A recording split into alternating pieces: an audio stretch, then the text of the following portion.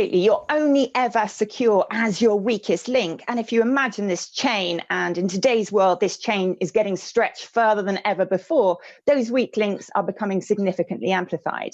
And human beings are often the weakest link in any of those chains. So whether it's a Twitter account or whether it's APT29, the Russian state-sponsored group, spear phishing emails. So those emails sent to individuals that are very, very highly targeted, trying to trick the humans that have the privileged access into handing over the keys to the nefarious attacker, is something that we see a lot of and will increase this and will continue to see a lot of.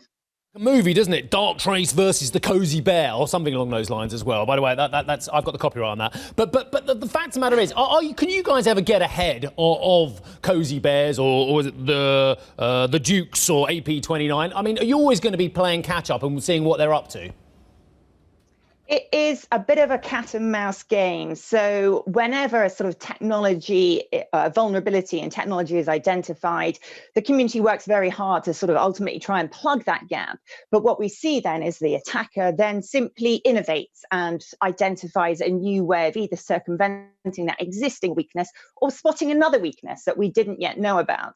And sophisticated organizations that are on the front foot in working to defend themselves have come to accept that it is no longer possible to make an organization entirely immune from someone getting to that access. And instead, their cyber defense is all about taking a multi-layered approach. So yes, you've got to make sure that you can try and keep the bad guys out. Yes, you've got to make sure that you've got good access controls and only the right people can access the right information. But ultimately, there has to be a layer of technology that sits behind all of that and that says that if and when something does ultimately get through, can you spot it? And not just can you spot it, but can you react to it quick enough? Because Twitter was a great example that the damage is done within a very, very short space of time, and humans alone just aren't able to keep up. Poppy, everyone acts as a silo on this one. I've got my moat round my company here, and I've got my moat round my government here as well. Is coordination getting any better between established, trustworthy countries and companies as well? Or is every man for himself? Is it CNBC are on their own, Darktrace are on their own? Or do actually people starting working together more now?